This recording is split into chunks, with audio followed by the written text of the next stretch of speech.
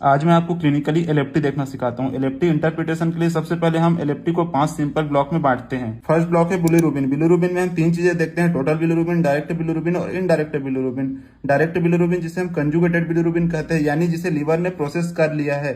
Unconjugated bilirubin यानी indirect, जिसे liver ने अभी तक प्रोसेस नहीं किया है। इसका नॉर्मल रेंज तो आपको पता ही है, 0.1 से 0.3 और इनडायरेक्ट नॉर्मल रेंज है 0.2 से 0.8। इसमें हमें ध्यान में ये रखना है कि यदि इनडायरेक्ट बिलिरुबिन बढ़ा है तो वह प्री हेपेटिक प्रॉब्लम के अंतर्गत है, यदि डायरेक्ट बिलिरुबिन बढ़ा है तो वह पोस्ट हेपेटिक प्रॉब्लम के अंतर्गत है। इसमें हम ध्यान रखेंगे कि यदि डायरेक्ट बिलिरुबिन बढ़ा है तो वह किसी ऑब्स्ट्रक्शन के कारण, हिपेटाइटिस के कारण या कोलेस्टाइटिस के कारण बढ़ा हो सकता है। यदि इनडायरेक्ट बिलिरुबिन बढ़ा है तो किसी हीमोलिसिस के कारण या क्लिपर्ट सिंड्रोम में बढ़ा मिलता है। सेकंड ब्लॉक में हम लीवर की हिपेटोसेलुलर इंटेग्रिटी देखेंगे। इसमें मेनली 2 चीजें आते हैं, एसजीपीटी और एसजीओटी यानी एएलटी और एएसटी। एएलटी में एल से आप याद रखेंगे लीवर, यानी जो लीवर के ज्यादा स्पेसिफिक है।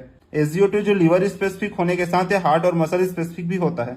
इसमें मोस्ट इंपोर्टेंट आता है क्लिनिकल सिनेरियो, जिसमें हम एसजीओटी और एसजीपीटी का रेशियो देखते हैं। यदि एएलटी एएसटी से ज्यादा हो, यानी एसजीओटी एसजीपीटी रेशियो 1 से कम हो, तो मोस्ट प्रोबेबली वायरल हिपेटाइटिस और फैटी लिवर की कंडीशन में होता है।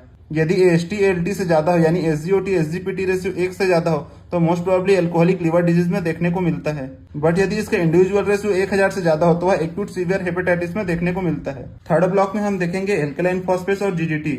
एल्कलाइन फॉस्फेट किसी भी प्रकार का ऑब्स्ट्रक्शन बताता है जो बिलियरी या बोन रिलेटेड हो सकता है। जीजीटी जो लीवर स्पेसिफिक होती है, यदि इसका रेंज 2 गुना से ज्यादा बढ़ जाए तभी हम इसे सिग्निफिकेंट मानते हैं। यदि इंडिविजुअल एल्कलाइन फॉस्फेट बढ़ा हुआ होता है तो मोस्ट प्रोबेबली वह बोन प्रॉब्लम की वजह से, एंड एल्कलाइन फॉस्फेट के साथ यदि जीजीटी बढ़ा हुआ होता है तो मोस्ट प्रोबेबली वह लिवर बिलियरी ऑब्स्ट्रक्शन के कारण होती है। बट यदि जीजीटी बढ़ा हुआ होता है और एल्कलाइन फॉस्फेट भी बढ़ा हुआ होता है किंतु जीजीटी का रेशियो ज्यादा हो, तो वह मोस्ट प्रोबेबली अल्कोहल कंजम्पशन की वजह से होता है, जिसे हम एक्यूट लिवर डिजीज के अंतर्गत देखते हैं। एंड फोर्थ ब्लॉक में हम देखते हैं एल्बुमिन और पीटीआईएनआर। एल्बुमिन सिग्निफिकेंट होता है क्रोनिक लिवर डिजीज में और पीटीआईएनआर सिग्निफिकेंट होता है कोआगुलेशन फैक्टर सिंथेसिस में। यदि एल्बुमिन का रेंज कम हो जाए तो वह सिरोसिस, क्रोनिक हेपेटाइटिस की कंडीशन में, यदि पीटीआईएनआर का रेंज बढ़ जाए तो सीवियर सिंथेटिक फेलियर में देखने को मिलता है। एंड 5वें ब्लॉक में हम अमोनिया देखेंगे, जो रेयरली रिवल फेलियर की कंडीशन में बढ़ा देखने को मिलता है। इसका समरी हम इस प्रकार से देख सकते हैं, यदि इनडायरेक्ट बिलिरुबिन बढ़ा हुआ है तो हिमोलाइसिस या लिबर्ट सिंड्रोम की कंडीशन में, यदि डायरेक्ट बिलिरुबिन बढ़ा हुआ है तो और किसी प्रकार का ऑब्स्ट्रक्शन जैसे स्टोन या ट्यूमर की कंडीशन में,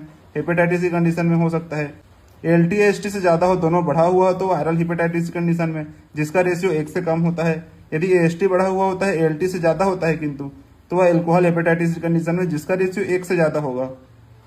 यदि एल्कलाइन फॉस्फेट बढ़ा हुआ है विद जीजीपी बढ़ा हुआ है तो मोस्ट प्रोबेबली ऑब्स्ट्रक्टिव जॉन्डिस की कंडीशन में या कोलेस्टाइटिस की कंडीशन में हो सकता है। यदि एल्बुमिन कम है और पीटीआईएनआर बढ़ा हुआ है तो सिरोसिस या लिवर फेलियर की कंडीशन हो सकती है।